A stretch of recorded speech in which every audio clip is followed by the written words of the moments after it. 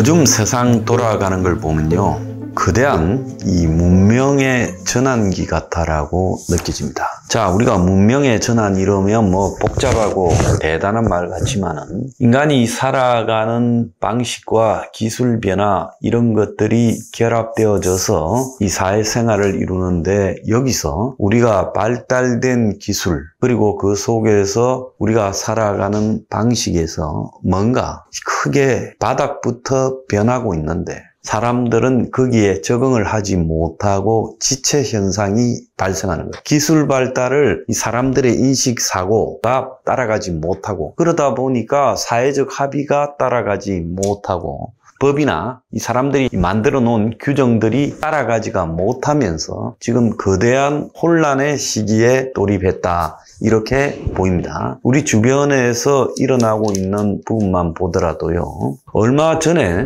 이 온라인에서 코로나 시기에 너무 이렇게 장사가 잘 된다, 그래서 온라인 배출이 몇 배가 늘었다, 그래서 다들 식당들이 자체적으로 옛날에는 공짜로 배달원을 두고 배달을 했는데 그래도 남았으니까 했을 거 아닙니까? 그런데 이제 이 자체 배달원이 없어지고 식당에 먹으러 오는 사람보다 배달 중심으로 했어요. 그리고 오프라인에도 상가가 다 없어지고 온라인으로 전자상거래 주문을 했습니다. 그런데 지금 온라인 쇼핑도, 온라인 음식 배달도 시큰둥해지면서 지금 배달의 민족 같은 온라인 전문 회사가 어려워진다는 거예요. 자, 이 계속해서 온라인이 잘 나가려면 온라인에서 물건을 사고 배달비까지 지불하는 이런 능력들이 대중들한테 있어야 돼요. 진짜 부자들은요, 쇼핑을 하고 가서 먹지 온라인 배달시켜서 먹고 온라인으로 물건 사고 안 하지요. 대체로 중산층 이하가 온라인으로 음식 배달시키고 또 온라인으로 물건도 사고 그러죠. 그래서 계속 잘 나갔던 이 온라인 산업이 배달비가 제로다, 20대만 1,000원에서 2,000원 배달비 줄 수 있다고 나머지는 왜 배달비를 줘야 하는가 하는 근본적인 의문에 부딪혔어요. 이것이 기술의 발달에 따라 스마트폰이 2008년경에 지금 들어온 이래 그 뒤부터 어플이라는 게 생기고, 마침내 이 어플을 통한 이 플랫폼 경제가 지배적일 거라고 봤는데, 여기에 대해서 사람들이 지금 저항을 하고 있는 현상이 벌어졌다는 겁니다. 그런데 대중들이 온라인 소비를 지속할 수 있는 소비력을 갖춘다면 문제가 안 되는데, 이 대중들이 문제는 그런 소비력을 전혀 갖추지 못하고 있다는데 문제의 본질이 있죠. 그래서 대중들의 이 수입 소득은 줄어드는데 온라인으로서 계속 비싼 이 배달료를 치르면서 또 이 저질의 물건들을 구입할 수 있는 그런 능력이 대중들에게 있는가? 벌써요, 본격적인 온라인 사회가 오기도 전에 한계에 부딪히고 있어요. 또 요즘 극장이요,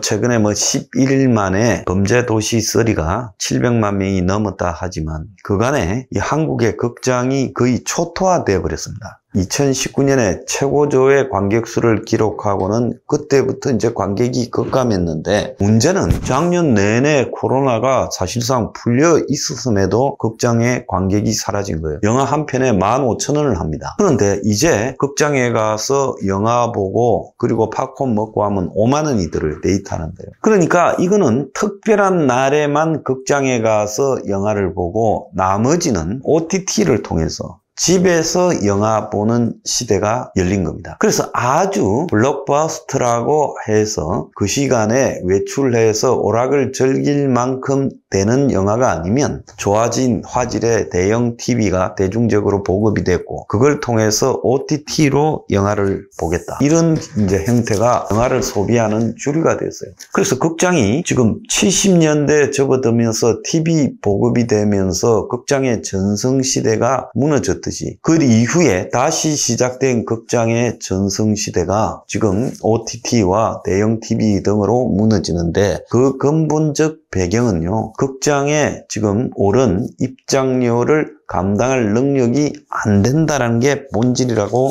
봐야 되겠죠.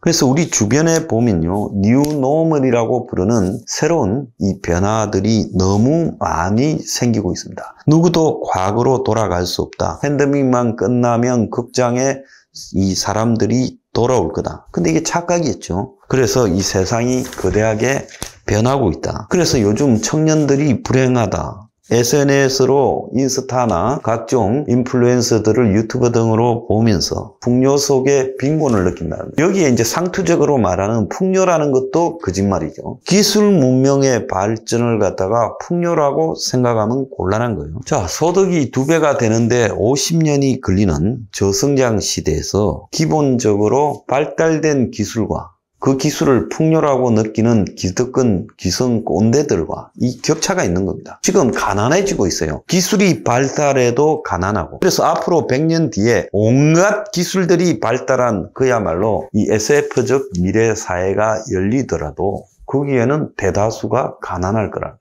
그래서 SF 영화의 미래를 디스토피아로 보는 게 공연히 그렇게 보는 게 아니라 소수의 귀족들만 자신들을 성에서 살고 나머지는 슬럼화된 거의 핵폭탄 맞은 듯한 지역에서 살아가는 그런 대중들 이야기가 그냥 놓은 게 아니라는 겁니다. 자, 주말에요. 희대의 테러리스트냐 천재적 선지자이냐라고 불리우던 유니 바머 카진스키라는 UC 버클리의 24살의 교수가 됐던 최연소 교수, 천재적 인물이죠. 수학의 천재적 인물이 세상에 해이를 품고 이 몬타나 숲속에 들어갔다가 대학 교수 그리고 항공사 등을 대상으로 폭탄 테러를 했는데 그 사람이 동생의 신고로 잡혀가지고 무기한 깜빵에서 살다가 자살을 했습니다. 이 사람이 이런 범죄를 저지른 그 이유는요. 산업사회의 미래라는 언론사에 보낸 기고문에서 드러났는데 기술의 발전은 필연적으로 인류의 재앙을 부를 것이고 혁명을 통해 이 산업사회를 전복하고 인간성을 회복해야 된다라는 글을 썼습니다. 자, 95년이면 인터넷 시대가 이제 막 개막되던 타이밍에 이 카진스키는 매우 선지자적인 예언을 했어요. 이 사람이 폭력 테러를 쓴 것은 잘못이지만 세상 누구도 자기 말을 들어주지 않으니까 이런 방법을 통해서 경종을 울리려고 했던 걸로 보입니다. 그래서 인간의 산업화라는 것이요. 인간을 얼마나 불행하게 만드는가를 우리가 알아야 되는 겁니다. 미국에 보면 실업률이 증가하는데 고용시장이 뜨겁다 했는데 실업급여를 신청하는 사람은 훨씬 늘어났어요. 이걸 보면 실질적으로 이 바닥에 허접한 일자리에 사람을 구하는 것은 늘어났지만 기본적으로 일 같은 일자리에는 사람들을 해고하고 있다는 거 아니겠습니까? 한국도 마찬가지죠. 온 사방에 구인난인데 월 300만 원에도 사람을 못 구한다. 서울대 식당이요. 아침 9시에 밥을 못 한다는 거예요. 사람을 못 구해서요. 200만 원대였던 월급을 300만 원대로 올렸지만 기숙사 학생 식당 조리사가 줄었다. 그래서 학교의 식당을 갖다가 지금 중단한다는 겁니다. 이런 걸 보고 배가 불렀다라고 흔히 이야기를 하지요. 자, 이와 비슷한 성격의 기사가 또 하나 더 있습니다. 뭔가 하면 지금 비경제 활동 인구가 300만 명으로 늘어났다는 거예요. 그래서 경제 활동에 참여하지도 않고 참여할 의사도 없는 그런 경제 활동을 포기한 사람들. 이 사람들이 성매매를 하거나 도박을 하거나 아니면 언두행 외톨이를 할 수도 있고요. 어떠한 그 원인 파악도 못하고 있습니다. 왜 이런 일이 일어날까요? 그래서 기득권 입장에서 상투적으로 300만 원 주는데 일하면 되지 왜 안 하냐라는 부분에서 미국도 지금 마찬가지예요. 엄청난 한쪽에서 정규직 일자리에는 괜찮은 일자리는 해고가 진행이 되고 있고 다른 한쪽에는 신라전 서비스 업종 같은 경우에는 부인난이 벌어져 가지고 뜨거워서 이걸 갖다가 경제학자들 꼰대들이 해석을 못하고 있어요.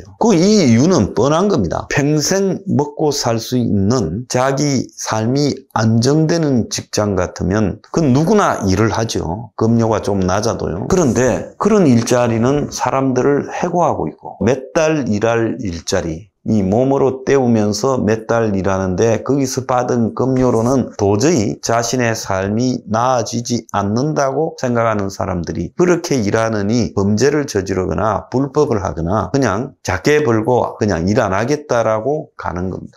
그래서 잠깐 반짝하는 고달픈 부분에 거기에 상식적 수준의 임금을 준다고 해서 사람들이 몰리지 않는 거예요. 그러니까 지금 외국인 이 노동자 일자리를 내국인들로 대체하려는 것도 쉽지가 않은 겁니다. 그런데 전반적으로요, 뉴노mad이라고 부를 만큼 엄청난 이 시대적 변화가 지금 바닥에서부터 발생을 하고 있고, 거기에 곳곳에서 사람들의 저항이 시작되고 있어요. 이 저항을 해석하는 부분에 있어서 미국에서도 지금 경제학자들이 기성 정통적 경제학을 갖다 대면 지금 실패하고 있고, 한국에서도 왜 일자리가 있는데 바닥에 찾아보면 넘쳐나는데 일을 안 하는가에 대해서 지금 질타들이 기득권 중심으로 나오고 있지만, 반디 업종의 일자리를 알바보다 좀 더 나은 임금을 준다고 해서 했다가 평생 그 루틴으로 그 일상성으로 들어가서 거기서 빠져나올 수 없다면 내 인생이 뻔하다는 거예요. 그러니까 차라리 몸을 팔든지 도박을 하든지 은둔을 하든지 하겠다고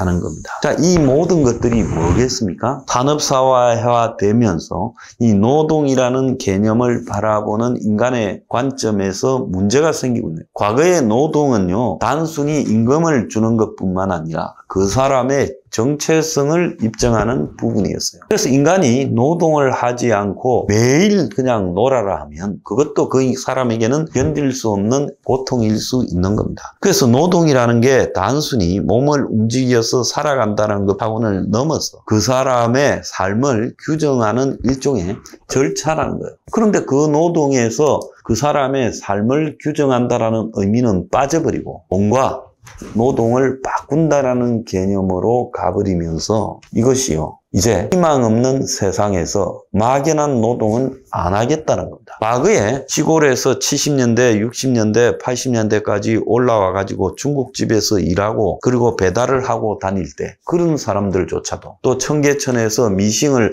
밤을 안 자면서 했던 사람도, 또 공장에서 한 달에 하루 쉬고 일한 사람들, 하루에 18시간씩 일한 사람들도 희망이 있었던 거예요.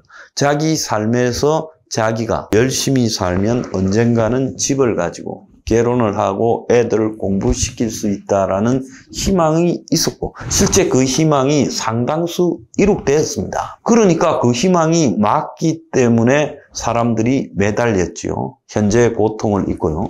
이제 월 300만 원의 그런 임시직 서비스직에 내가 일을 하더라도 내 인생에서 희망이 없는 겁니다. 집을 가질 수도 없고 결혼을 할 수도 없고 자식을 낳을 수도 없고, 또 더 나아가서 그걸 가지고 내 미래가 나아질 수도 없다는 거예요. 그러니까 사람들이 일을 안 하는 겁니다.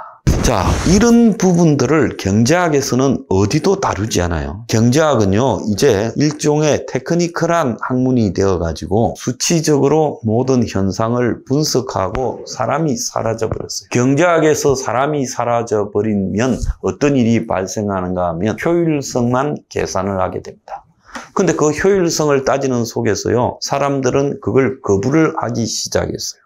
자, 혁명 21에서요, 지금 뭘 주장하고 있습니까? 고용세를 부과해서 수익만큼 노동력을 창출하지 않는 기업에는 노동세라는 별도의 세금을 부과해야 된다. 기술의 발전을 무조건 따라가는 것이 4차 산업혁명이니 첨단 산업이니 이렇게 국가가 찬양을 해서는 안 된다. 그 모든 것은 사람을 중심에 놓고 봐야 된다라고 말을 하는 겁니다. 아무리요, 이 세상이 혼란스럽다 하더라도 문제의식만큼은 분명히 가져야 된다. 이 산업화의 미래가 가져오는 암울함이라는 부분에 대해서 저항을 시작해야 된다는 겁니다.